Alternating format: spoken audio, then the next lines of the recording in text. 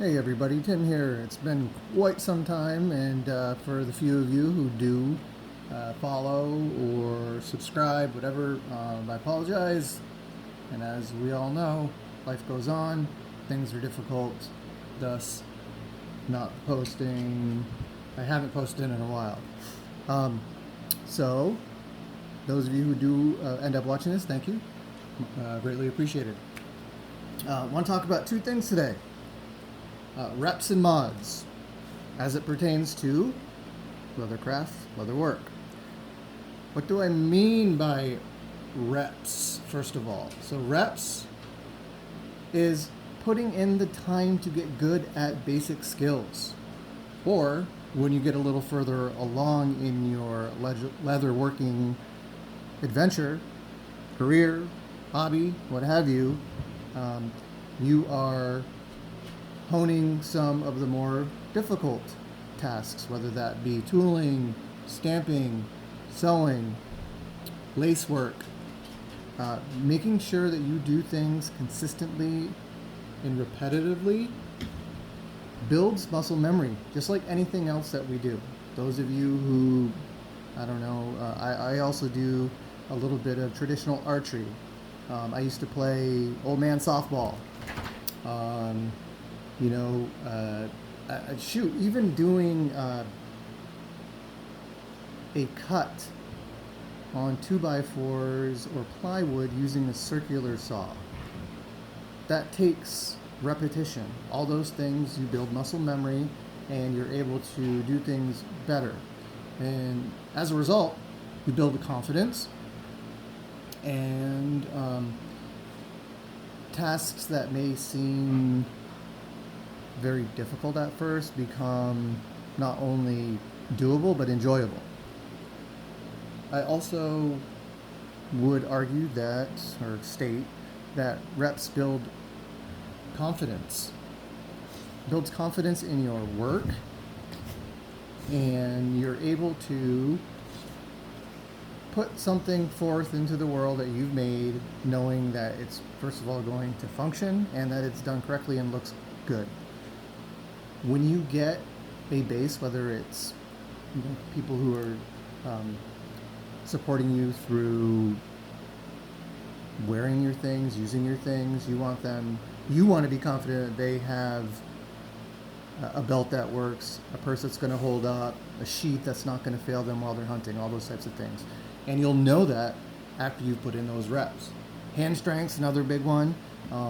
I've seen when I've had a little lull, I usually don't go too many days without it, but there have been times when life happens that I'm unable to do any significant sewing, any tooling, what have you, for a few weeks, and getting back into it, you feel it.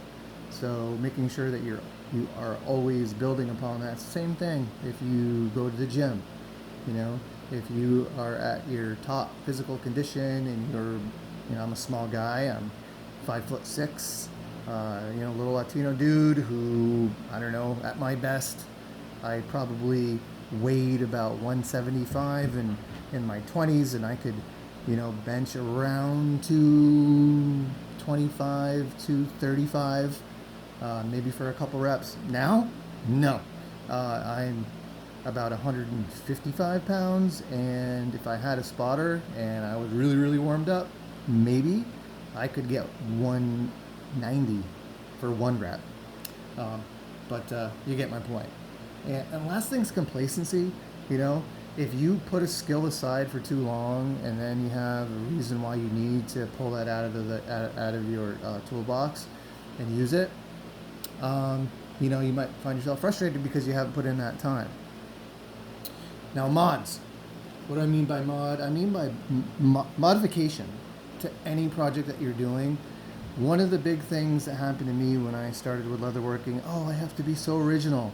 I have to come up with the original design, original way to do things. I cannot emulate anybody, because then I know that the work that I put forth was coming straight from my mind and heart.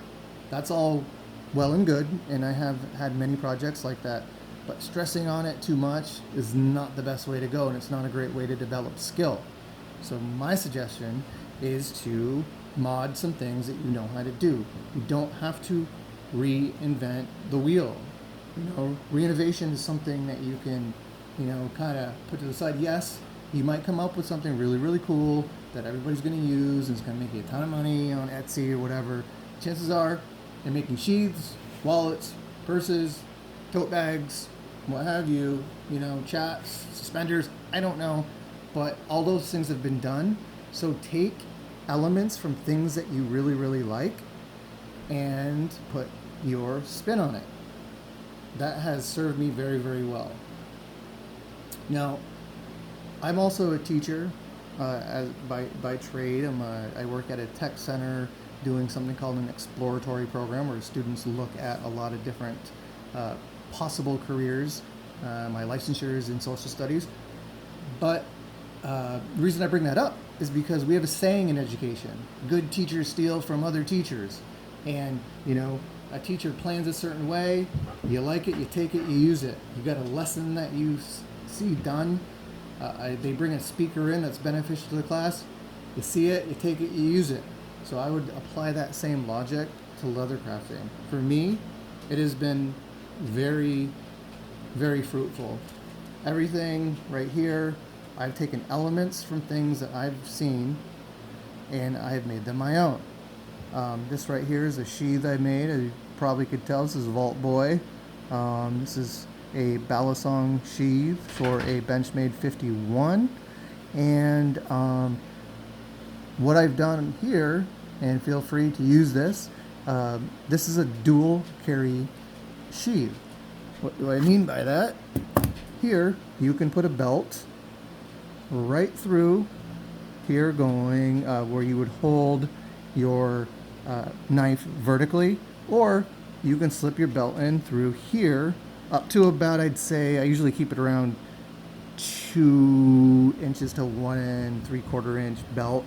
If you get wider, it looks kind of weird. Slides right through this way. Simple modification, but it's my own. I came up with it, never saw it done. I actually haven't seen it. I've seen versions of this, but the way I do it, I haven't seen anybody quite do it this way. So modded it, made it my own. People tend to really, really like them, particularly on my Facebook groups. Here is a field notes / kind of like wallet, case, binder, cover, and this is a original sketch that I did. Painted it. It's all tooled and all that, as you can see.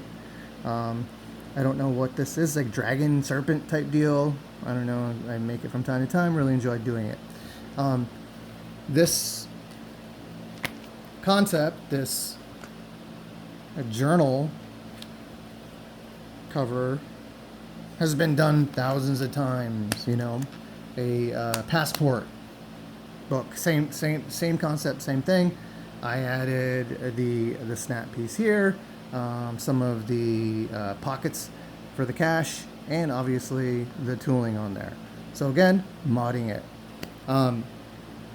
This right here is eventually going to be a grip for my longbow. Longbow from Ironwood Archery. That's Dylan Bruce out of Vermont. Awesome dude. And the reason why I showed this is because I modded the lace to be a different color. The reason that I'm doing this is for reps. I literally, it's been a long time since I've done any lacing. I need to do that, so I'm ready. Hey, my bow could use a new grip. I don't like the way the other one looks, and I want something bright to be in the woods this hunting season, so I pulled it out. And it should come out fairly well. Now, combining these two things, reps and mods, okay? You do the reps, you make the mods, you're consistent about it, you are eventually going to inadvertently, obviously intentionally, but it's going to come without, it's not going to be contrived. You will have something that's ready for consumption. okay? Ready for consumption. Whether it's something you're going to be selling at farmers markets, you're building an online store, something that things that you want to give out as gifts for people, they will be of quality work because you've taken your time and done the reps and mods. That's my take on it. Videos are already fairly long. I guess I should make one because it's been quite some time.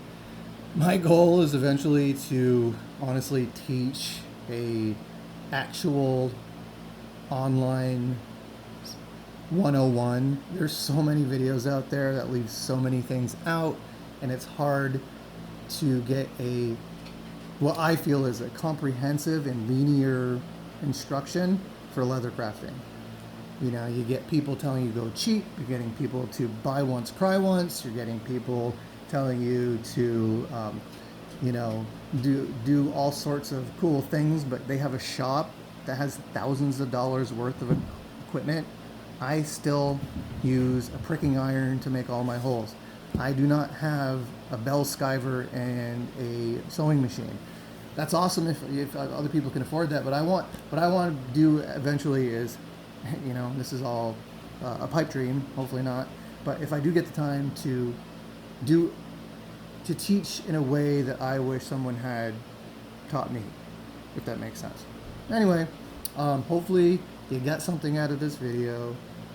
If I do seem a little distracted, my dogs are running around behind me, and I apologize for the noise. There is a fan going in the background. It's been consistently about 90 degrees here in Vermont. But maybe I'll post a video of me shooting my longbow once that grips on. But yeah, this has been Tim. Thank you for watching, and as always, embrace your creativity. Peace.